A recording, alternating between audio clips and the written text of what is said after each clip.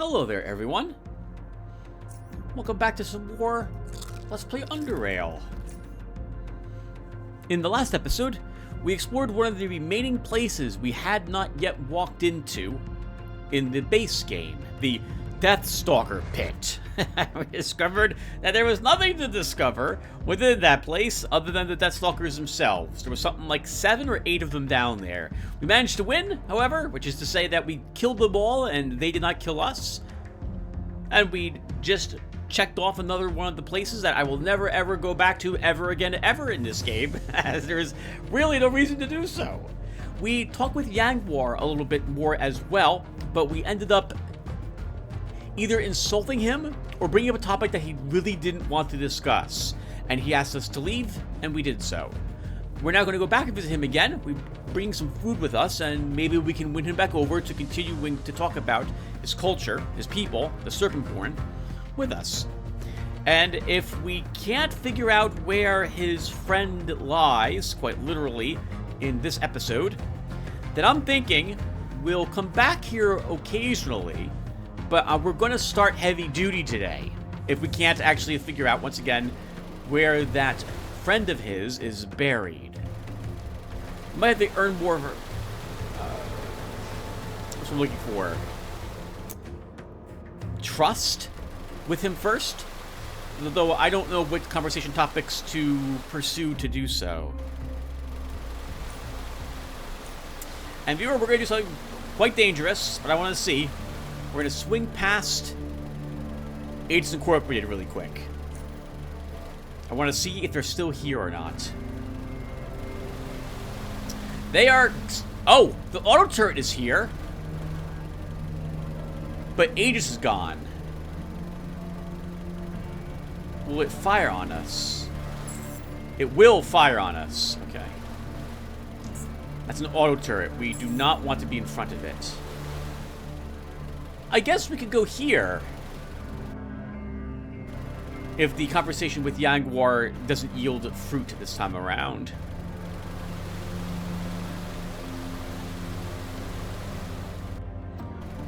Well, that's useful to know. With Aegis gone, I no longer have to worry about their jet ski patrols. And we can investigate what they were guarding. We already know, obviously, you and I, viewer, as we've sided with Aegis Incorporated the past 3 times together on screen. And with me, easily another 20 times with all the other characters I've gotten through the game with. One more over, Tim. But Tim here has not done so. So we'll see what's inside Ark Island Keep together. How's everyone doing? We'll talk about some random stuff on our trip to Ark Island Keep after we're done with Yangwar, as we're about to do so. So there's no reason to get into any of the topics at the moment, but today, I suppose we can talk about this really quick, is December 31st, 2024. It's New Year's Eve's Day. Is that right? So I hope everyone's going to have a very happy New Year, both the celebration of it this evening and for the entirety of next year. Hope it goes well for everyone. Hopefully things go well for me. That'd be a nice change. I could get used to that. Not that that's likely to happen.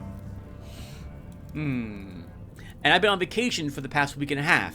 I've got another 4 days of vacation. That includes today.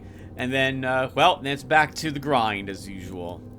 Yes, I care about you guys enough to play video games during my vacation. I love you guys. All right, let's talk with Yangwar. Tim. Der Wutheren Hornicket. He points to the exit. Offer him some food. I have some food here. Food. Here. Tasty. He glances at the food but remains silent. Let him inspect the food and see if he likes anything. He approaches and uses his nose to guide him. After a few moments, he points out the food that satisfies his olfactory evaluation. Give him an eel sandwich. He takes the food and places it in a sack, nodding once afterwards after a long, short pause.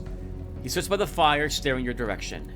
Okay, he has forgiven us our last... What's what I'm looking for? I can't. I want to say it. I don't know it. Forget it. Let's move on. So, pointed at his drawing of himself. Why Yangwar here? You can see it in his eyes that he understands, but he still shakes his head. Nike. Leave it be. You decide to best change the subject until you can figure out a way to communicate your thoughts better.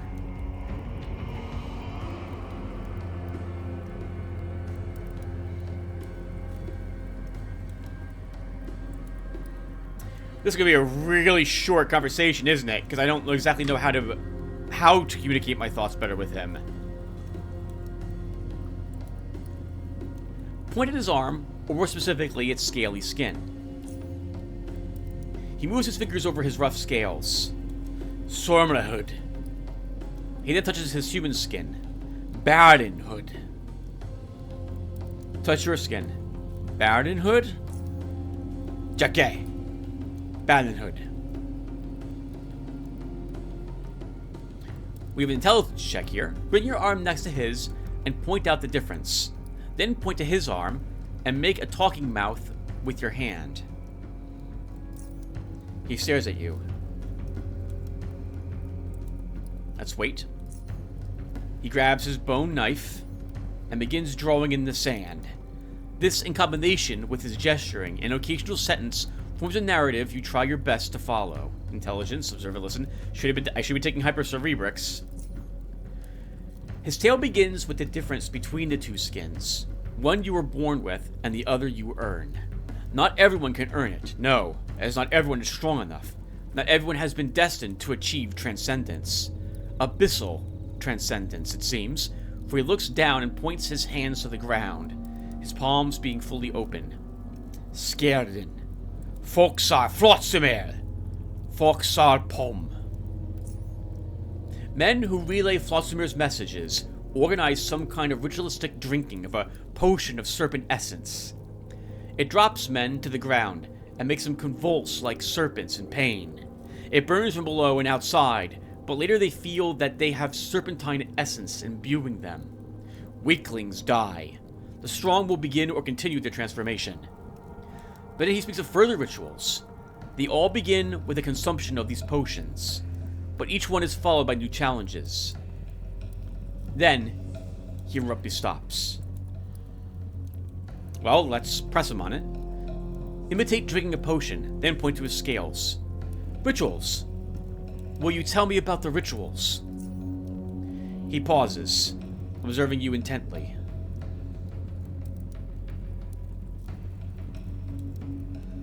Have glasses, ik vlerta, ot kron et tudurg.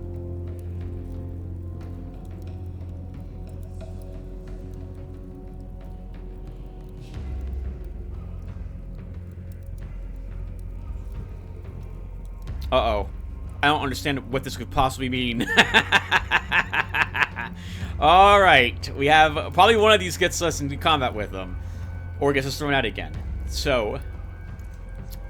We can bow our head and say, please, tell us. Just speaking with your hand. I'm a mighty warrior. Rah! Pat your chest. Yangwar, mighty warrior. Rah! Point to him. Stare at him and remain silent. Shake your head.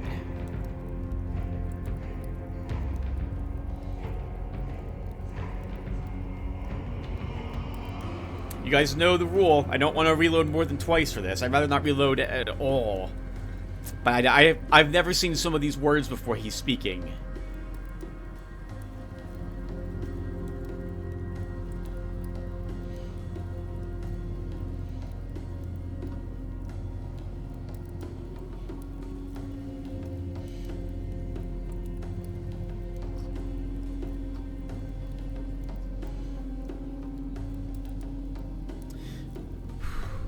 Nah, I got nothing. Alright, so then we will continue to try to show that we are strong. I'm a mighty warrior. We are Invictus. Durg Atterbin Bit. Durg Matrin Fig Korka Nick. He makes a lengthy pause, his eyes darting between you and the skewers. Ritual. Ritual. Ritual. Sommerwerk. Observe and listen. He gestures drinking and shows the pain coming from below and outside. Then it subsides, and he feels much closer to the great serpents, like he's becoming one. The first ritual he describes is swimming deep down, as far as possible. But the way the swimming is performed is different. His legs are tied together, his hands as well, so what he's doing is basically wriggling through the water. Sommerliamen. He seems frustrated, but you cannot figure out why. He lets his hand into a fist and again describes those who relay Flotsummer's messages, spiriters, but this time he's sulking. He drinks an imaginary potion again and begins. They are in a temple, to whose waters a great serpent has been summoned. The powerful eyes of the high spiritor can hold it in place until other spiritors can use air potions to pacify it. Then he entered its mouth and got swallowed. His arms and legs tied together. He was supposed to stay in its stomach and let its strong acid lustrate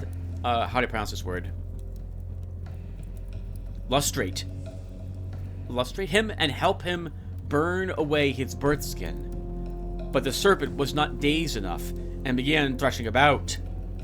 Then it swam deep, with him still inside of it. Oh, interesting. So he's like, he didn't complete his transformation the way that others have. A dazed serpent cannot crush you in its stomach because its muscles get numbed, but this one squeezed him harder and harder. He undid his bonds and started crawling out. Then he saw a spear before him. A spear from one of the Transcendent who was hit by the serpent's tail and dropped it. He grabbed it near the tip with both his hands, and the serpent tried biting them down with its deliberated jaws, and then drove the tip through its eye. He emerged from the water, bathed in the serpent's acid and blood. He is a strong warrior of Flotsumir, and he has defeated the great serpent like no serpent born before him has. But the spiriters, they objected. He blasphemed. Again, he should not be swimming with his arms free. He should not be climbing out of the water by using his legs. He should not be killing prey with tools and weapons. They told him these things before. And he should not have used a spear, a weapon, to slay a great serpent during the ritual. After many tides, he will have to abandon his arms and legs, and with them daggers and knives and spears. Ik, Forskar Flotsumir, Jaguar, Forskar Flotsumir, met Eater Somberin, Foksar Flotsumir, Nek Dek Klogar, Ot Jaguar. The serpent-born something Flotsumir does not let, won't let me, I guess, doesn't want to welcome Jaguar. Jaguar was no weakling but a mighty warrior. Oh, nope, so he was only exiled and not slain. Now he lives here alone. And he ponders. Let's leave, save the game, have Hybris Cerebrix, and ask him some more questions.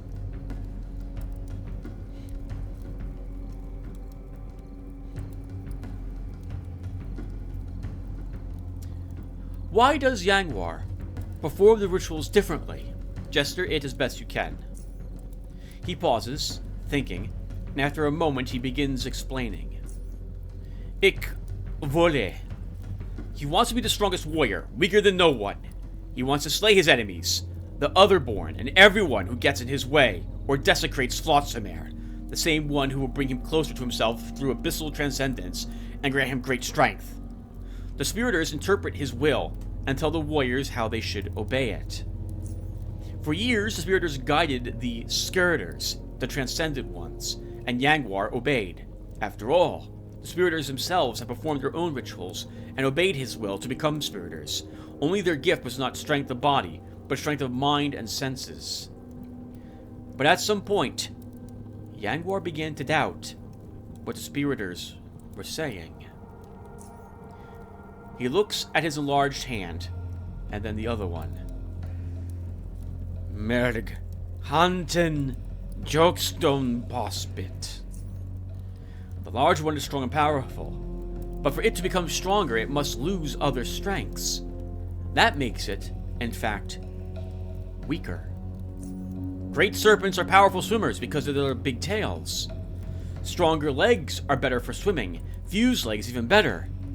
But at the same time, they become worse, since unfused they can be brought closer or farther at will, and used for many other purposes. Tools that help too much are for the weak, and they make people weak. But tools that allow a strong man to become stronger are good. Weapons too. They should not be warriors themselves, but help warriors be better warriors. That is good. Why abandon them? Kraka! To slay a great serpent from inside its jaws, bathed in its acid, is no feat as some... Oh, this is probably just mistyped. Somarbarian has achieved, and he did it with his arms and a weapon. Then Yanwar got exiled for it, for being strong, for being a warrior. Is this really Flotsumir's will? As time went on, he saw less and less sense in the things spiriters were saying, and saw even the most powerful warrior's weaknesses he did not want to have. Oh, and saw even in the most powerful warrior's weaknesses he did not want to have. You, Durg, pointed at him. Said some point, Durg began doubting the spiriter's words. Gesture it as best you can. When? Shrug your shoulders. He shuts his eyes and shields them with his arms. Las Bergamen. Oh, he was present when his friend was killed by, the ferryman. Tell me about it. Nike. Okay, grab something else. Flotsumir. Foxar Flotsumir. He looks down, but not in the ground itself. Rather, it is as though he is looking far into the depths beneath his feet. He then begins drawing in the sand. We're able to make out a giant serpent lurking in the abysmal depths of the Black Sea. He is powerful and strong, and all the serpents are his minions, and are blessed with a fraction of his strength. He sends them from the depths to feast on the weak, and to test the Sombarian. The spiriters, who can sense his will the best, can ask for the serpents from Flotsumir for rituals, in which the strongest of the Sombarian can become more like them and acquire part of that essence. One day, when enough Sombarian have been blessed with his strength and power, when enough can move and sense the world like the serpents can, then he will lead us out of these waters to conquer new ones and feast on the weaker. But that is the way of the serpent, according to the spiriters. Somirbarin. Ik, Somarbarian. He looks and begins pointing at the elements of the village he had drawn. The tents, the people, the livestock. Then your attention falls on one larger stick figure. Their leader, chieftain, Magnar. He is a mighty warrior, born to the serpent, but is not becoming one. His strength and cunning are unmatched by any other Somirbian warrior, and for that he has earned the blade and shield of his, weapons that hold his essence.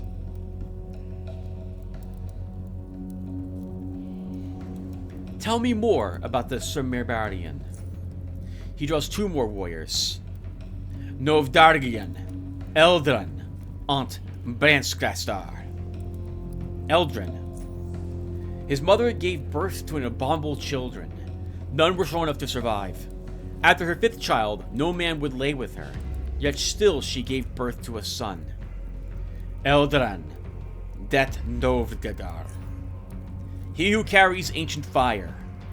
The spiriters deemed him a special servant of Flotsumir, as he displayed not only great strength, but could invoke his inner ancient fire to smite his enemies. This is the guy we killed the other, like an episode or two ago.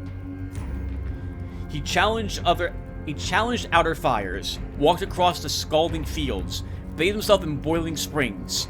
He eventually lost his sight, but not his perception. Por eld stam gustapin, det novergarbit, met det magnar, por ospeta harfele. Bankrestar. He is the son of the finest Sombardian bonesmith, Rosar.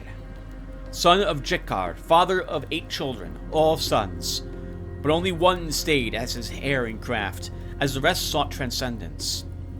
But the one that stayed built with his father a suit of armor made of bone and leather for himself. The father died before the armor was completed. The son used some of his father's bones to do so. That's hardcore. Bankenstar, Det Novdagard. His brothers perished, as they were too weak for transcendence. He buried them all and now guards their graveyard. We're gonna have to kill him then. Porta Bam, Stam, Gustopden, Det Novdagarbit. Met Det Magnar, Por Osepta Herfade. Spiriters. Shipterers. Was it? Det Sperlitin. He extends his normal hand, palm facing up. N. Sperta. He touches with his thumb the lowest digital bone, the phalange, of that hand's index finger, the one closest to the palm. Tav Spertin. He then touches the middle phalange. Trar Spertin. Top phalange. Mone Spertinan. He counts 12 phalanges on one hand. The thumb is not counted. Then moves to the other hand, stopping, or assenting, every 2 fingers, or 6 phalanges. Mona Sperlitin. Inquire about something else. He is silent. Let's leave, save the game, do this again. The Ferryman. You can tell he recognizes a name, but shakes his head still. Yangwar met Ferryman before. Just the 2-finger people shaking each other's hands. Oh, nope, okay, we angered him. Havgard! Du just ik before med a Ferryman! He's angry that we're friends with him.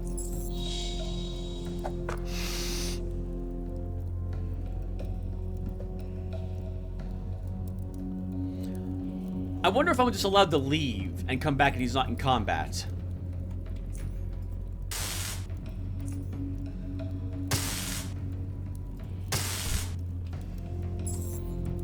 So that doesn't help us.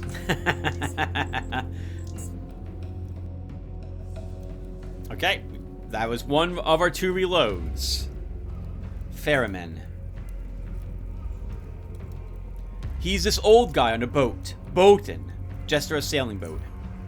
He spits on the ground and waves you away, following with some unintelligible cursing. Trangoren! Traknogoren! Okay, I get it.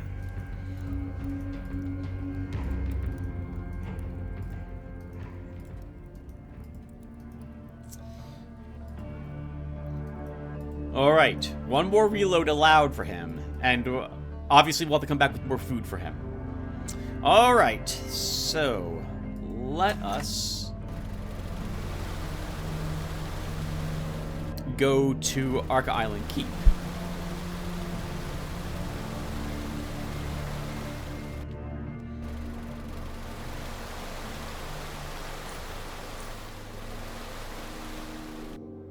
I don't mind killing him still. It's just I need the information about the grave we're supposed to go to. There's more serpents.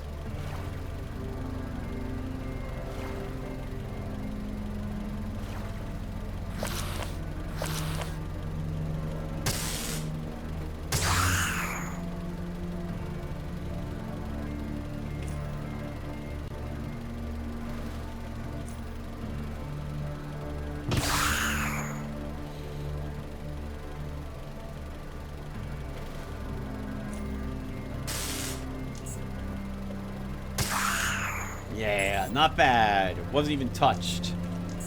But I'm sorry, we were touched. We took no damage from it.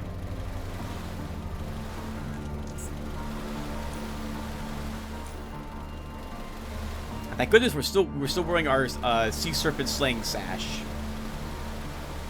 All right, so what's going on with me? What other games have I been playing recently? Let's think. I began. Oh, hold on. We have not been here. We will make landfall.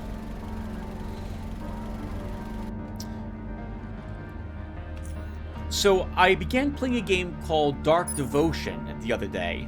I've had it for years, but never fired it up. And it's a It's a combat platformer. It reminds me a bit of... Well, actually, yeah, it reminds me a bit of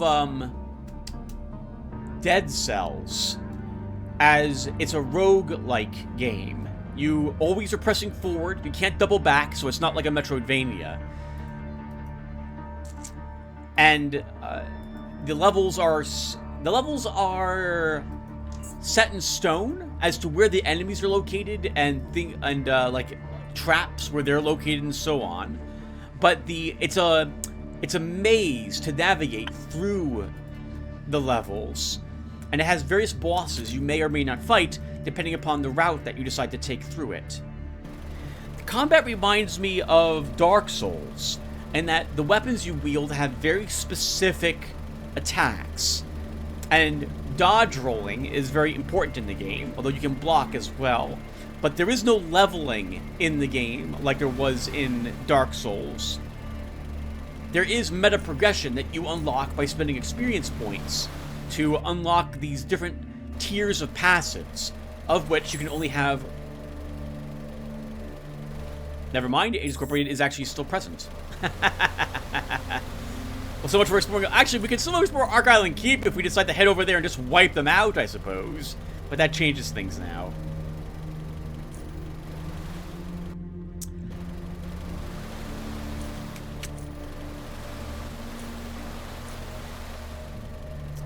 Let's go back to the pirate lair.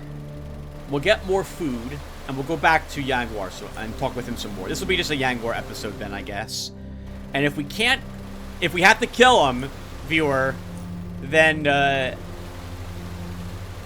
well, then I guess we're just not... We'll have to search every corpse in the graveyard, or we just don't do it, and we just do the normal thing that we do when we go down to the Abyssal Station.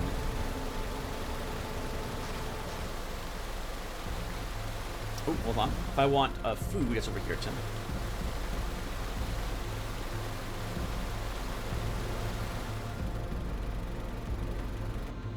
Also, let's recharge this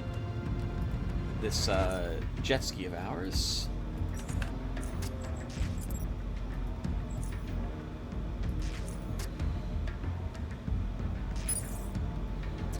Calamity. So he liked eel sandwiches. Pick another one of those. We'll pick up a crab sandwich. I'm a little worried if we pick up a sea serpent fillet that he'll kill us instead. So we won't bring one of those with us, and that should be good. All right, let's go right back. Anyway, graphically, it's a bit of a pixelated game, so it's not the same graphics details as Dead Cells, but it's good. I like it. It feels like a dark, gritty dungeon that I'm adventuring through, or the sewer systems or cave systems they're in. It's got some interesting buffs and debuff mechanics, and you spend faith to... faith is like another meter of experience points that you'll want to spend to unlock chests or interact with different shrines to get buffs to help you through the levels. I have not yet reached the final boss, but it's nice, fun, and relaxing to try to find permanent buffs and unlock more weapons or equipment for you to select from when you start. And it's interesting that you can also, when you start an event out on your quest, you can skip prior levels altogether by taking a teleporter, entering these zones via a certain doorway, and you can also outfit yourself with certain types of gear that you might have found already in the dungeon. But not everything you find, from what I can tell, you can have the option to start with. And when you die, you lose all your buffs, you lose all the equipment, you start over from scratch, but any meta progress you're allowed to select from at the beginning of the game, and you can select any of those, anything that you spent experience on before you get going on the adventure. So, I like it. It's also pretty addicting to play. It can take me, to reach the halfway point of the game, well, at least what I think is halfway point of the game, will take about an hour and 10 minutes or so.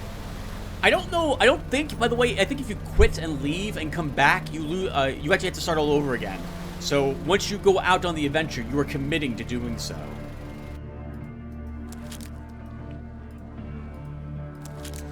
The mushrooms are back, so we'll grab all those.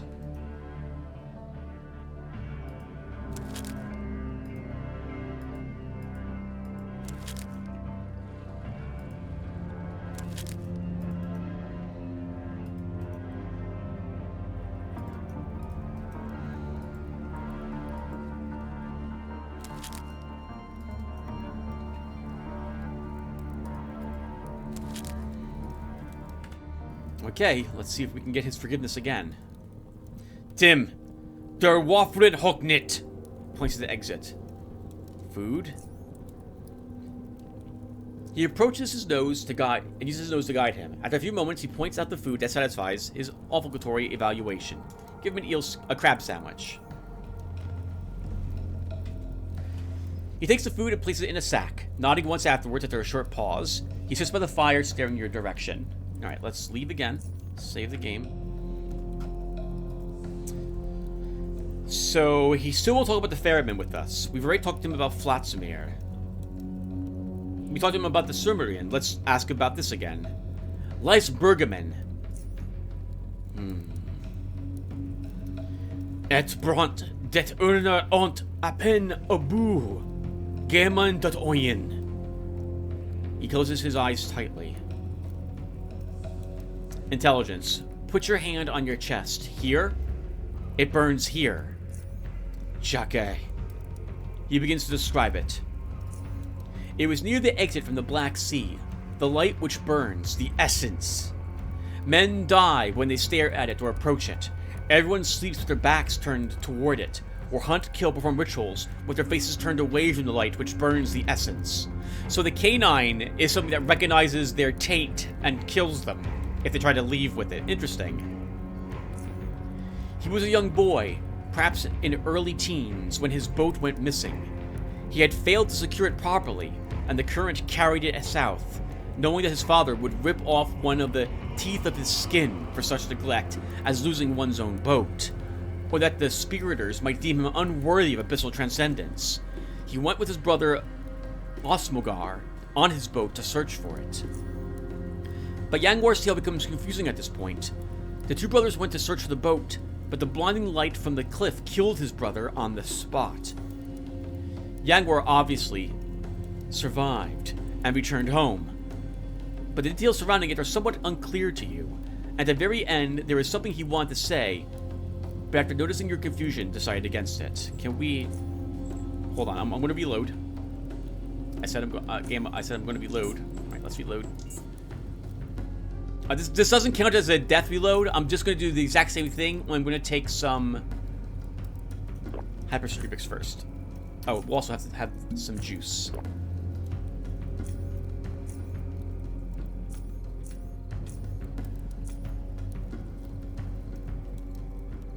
Oh, okay, hold on. Oh my god, I'm so sorry. Hold on, everyone. I'm going to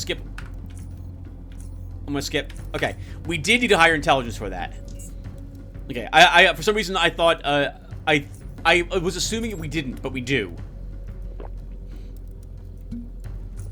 Okay. So, we asked him about it. Intelligence, again. Okay, so let's read this whole thing again. It is near the exit from the Black Sea, the light which burns the essence. Men die when they stare at it or approach it. Everyone sleeps with their backs turned towards it, or hunt, kill, perform rituals, with their faces turned away from the light which burns the essence. He was a young boy, perhaps in early teens, when his boat went missing. He had failed to secure it properly, and the current carried it south.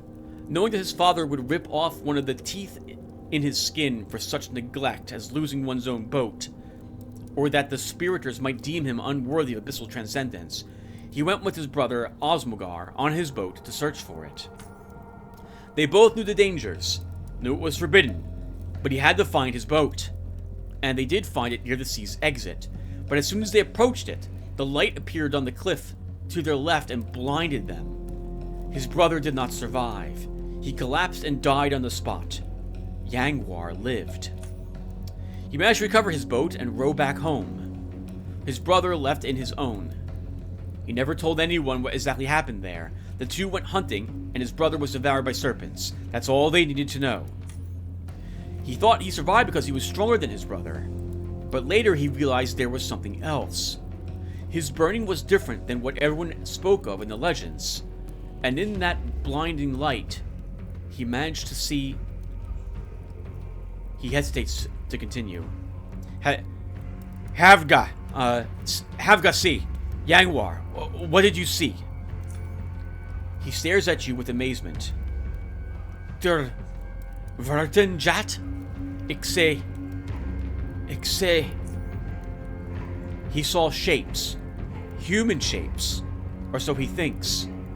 He felt the burning sensation radiating from inside and above, scorching what was below and to the side. It hurt him greatly, and the pain he can remember clearly.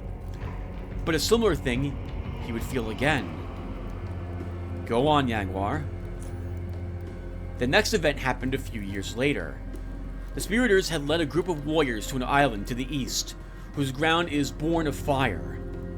So the Geyser village. They were performing a ritual for the strongest warrior of his, Sorgesor. As tall as 2 warriors and more than that as heavy, he could crush his enemies easily by stomping or throwing boulders at them, or by squeezing their entrails out with his bare hands. But he preferred a hammer made from a severed head of a stone beast he had slain himself. It was a ritual dedicated to his further transformation, the abandonment of the unnecessary. But then, before the ritual could begin, the Theremin came with a staff of burning pearls. All of them, the warriors, the Spiriters, all felt something horrible about his aura. He wanted to challenge Flatzimer's mightiest warrior, but he did not use the staff. The soldiers picked him up and threw him about. Everyone was laughing at the weak old fool, and then his disturbing aura was gone. His disturbing aura was gone. But then, as Sorgesor was celebrating his strength, the gift of his, the old man got up and threw something at him, hitting him in the lower abdomen. It was something small and glowing that burned the inner essence, just like the light from the cliff, radiating from inside and above, and burning what is below and to the side. The Theremin stood proud and strong, an Otherborn who slew the mightiest Somarbarian warrior. Someone as strong as that deserves respect, even if he is Otherborn. The Theremin picked up his staff and walked back to his ship, and since he was respected and feared among some, he was free to sail their waters. When Yangwar talked to other warriors, no one felt the aura like Yangwar did, and the object he threw looked like nothing more than a small rock. Only Yangwar saw its glow. After the second event, something in Yangwar was different. He was impressed by the same essence that terrified him beforehand. His ways departed from the way of the serpent more and more, culminating in events that he had already explained. About Sorgesor. Actually, let's leave. Save. About Sorgesor. He nods. What happened to his body? Gesture at it as best you can. He draws water, then the ground, then huge towering bones sticking out. Above it all, he draws a rune of some kind. Point to the rune. Then gestures scribbling. Can you write that down for me? He doesn't seem to understand, but draws the rune deeper. Point to a piece of leather lying on the ground next to his sack. Can I have that? Can Tekken that? He nods and takes the leather, but instead of giving it to you, he first burns the end of one of the skewers in the fire, and then uses it to write the rune into the leather, then hands it to you. Chosesor, Akoska, Frut, Bregelan, Otponbit. What does it mean? He explains no further, but tends to his fire instead. Alright. Alright, holy crap! We actually figured it out. Kind of. So we have the rune. This one looks like a crown of some sort. Okay, so that's what we're looking for inside the graveyard.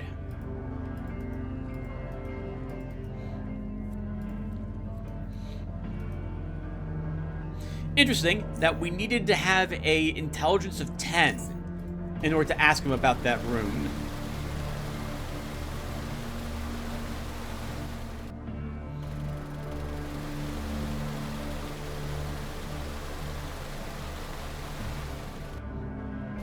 Tim here's one of the only characters who, well, I guess all my characters could have intelligence of 10, or most of them.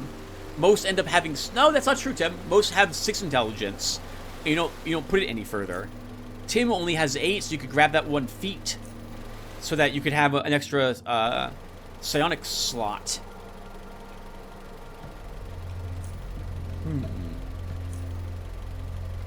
Tim might be the only one of my characters then.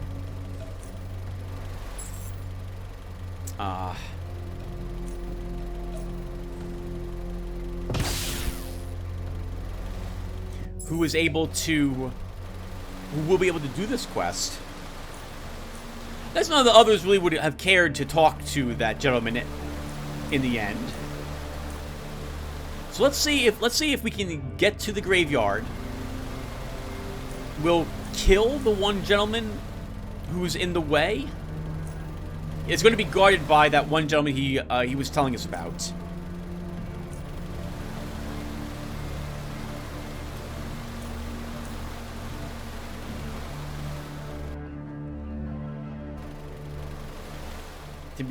This is safe. You've cleared out this area already.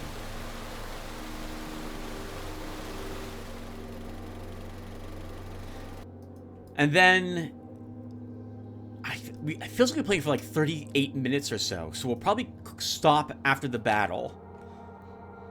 Now... I think we've been using these skills for so long now. I think we continue to use these ones.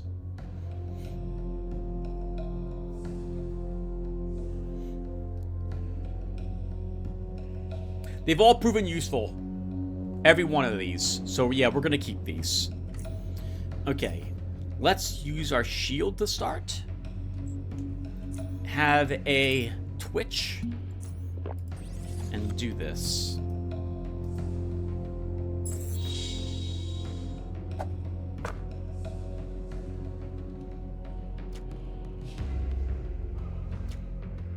Now, this is a blue transition. We can go back through it without spending any action points. They can follow me as well if they decide that they wish to do so.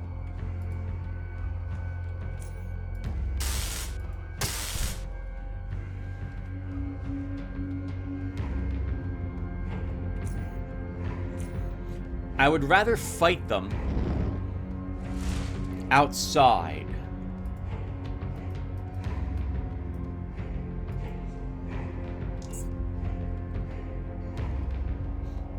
I have spots I can run around out here. We can always jump back into our jet ski if I feel like we must, but we'll try to slug it out with them in this little area if we can.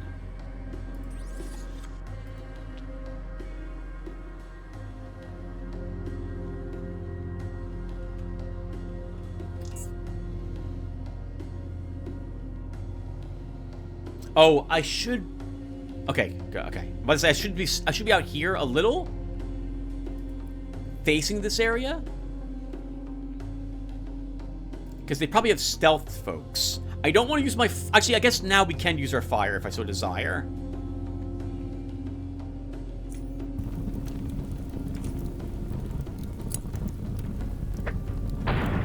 Fantastic grenade. It landed exactly where I wanted it to go.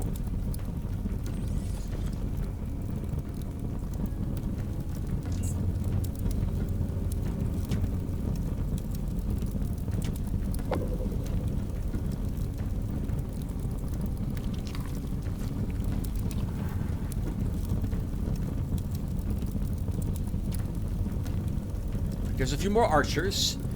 That one guy's running around the corner here. I'm going to set this on fire. Use sprint. Where is he?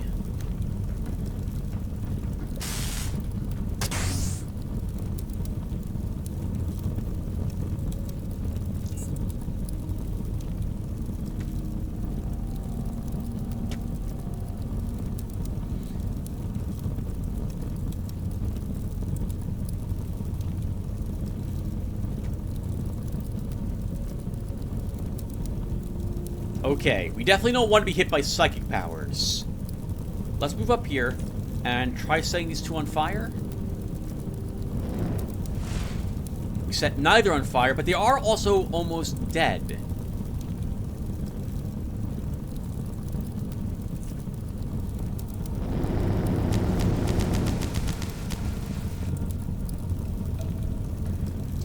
That is a scareder. He looks very impressive. That's the guy, right there, Bryncaster.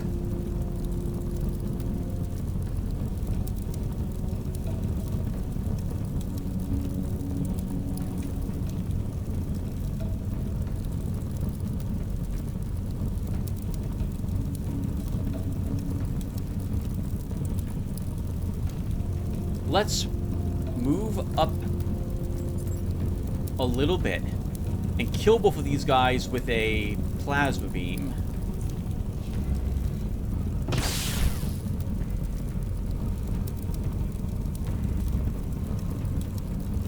End their turn.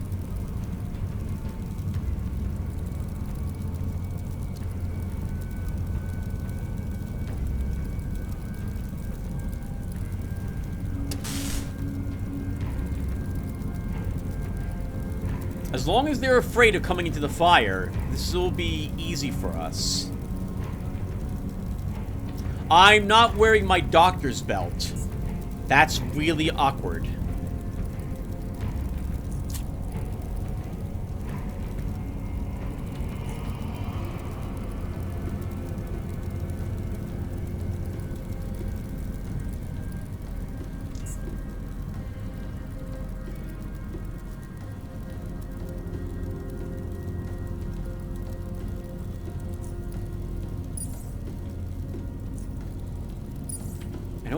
I don't want to move up too much because I don't want to accidentally be face to face with them. Let's wait.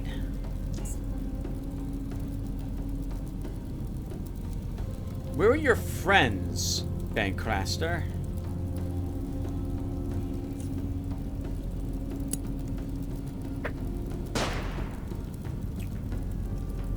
That was a very nice stun.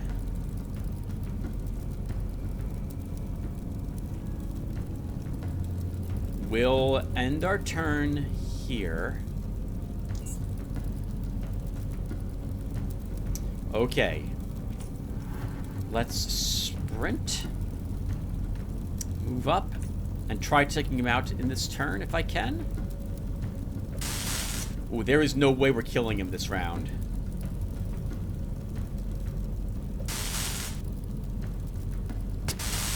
Oh, wow. We incapacitated him again. That's amazing. Let's slow down his friend.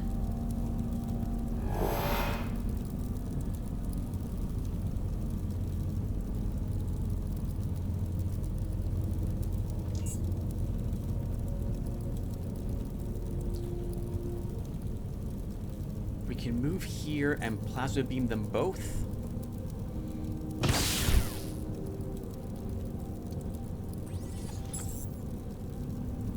Wow, look at that. Holy crap. That was not so tough in the end. Assuming it's over. And we don't have one of those moments where, what's the guy's name? I might call him Balrog for some reason. Shows up around the corner and just punks me in the face. Like like when we fought those Ironheads all those episodes ago.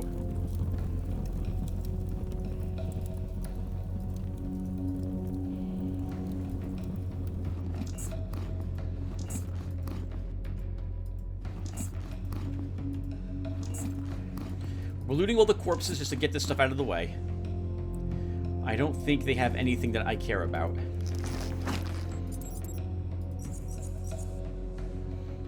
We've already seen the spirit staffs, and we are not a spirit caster, so those aren't very useful. It's not very useful for us.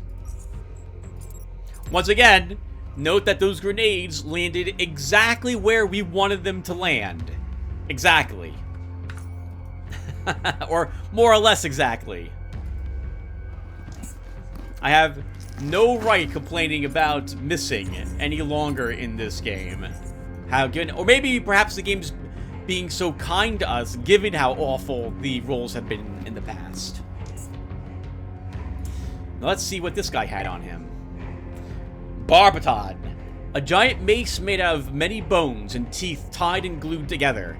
It's unreasonably heavy. Requires 15 strength, 65 through 110 damage, weighs 40 pounds. A 10% chance to stun, like all sledgehammers do. A chance to inflict bleeding wounds, 20% chance for 50% additional damage, holy crap. And has 2 chances for that. Ignores damage threshold when attacking organic targets, doesn't care about the armor you're wearing, it's going right through it. And damage increased by 10% for every point of strength above 8. This is a good weapon. If I was using a sledgehammer guy, I would consider using that weapon. If I was doing no crafting.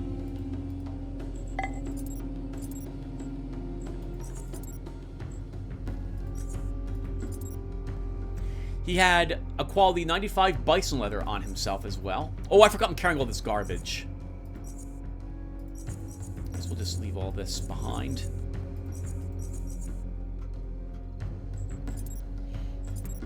And he also had an Audi on him, I think. I saw a pair of dice. Let's see if we can find those amongst all this stuff.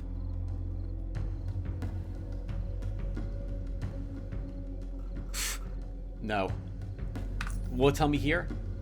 We got a snake fetish from someone and knucklebone dice from someone else.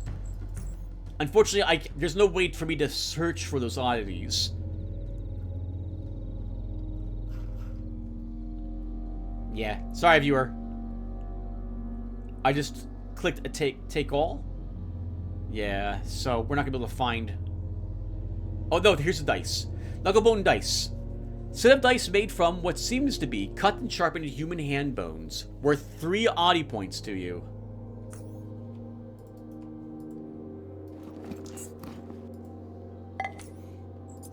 This guy also doesn't have anything we care about, but we're just going to search his body anyway.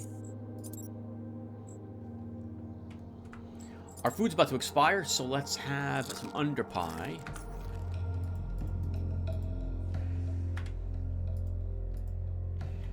Have some more Twitch.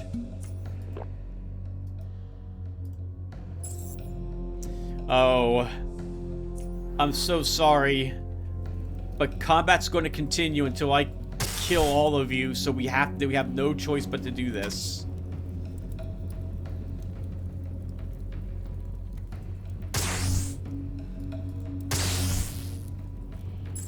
Alright, so he had some, I want to use language I'm not supposed to use, so we'll just say he had some ladies, in here with him.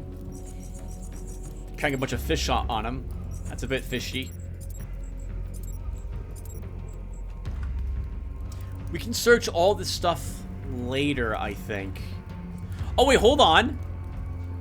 This is the wrong place! We killed this guy for no reason. I thought this was the entrance to the tombs. This is just where one of their leaders were located. Oh, well, that's awkward. Oh, I'm so sorry. I would not have done this had I known that this was at the entrance to the tombs. That said, there's a lot of good crap here when it comes to crafting materials for leather or drugs. So I guess we can come back here later and clear it out if I so desire. Looks like there's a place to go fishing here too. This must be where this is where they make the do the rituals to make the potions that they drink.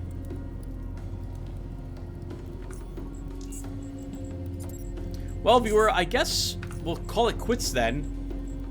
I feel kind of really guilty having now killed him. Oh well.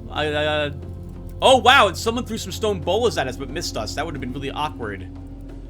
We have no throwing skill ourselves, so I doubt we can use it, but we'll take one of these back with us. Alright, guys, so we'll stop here.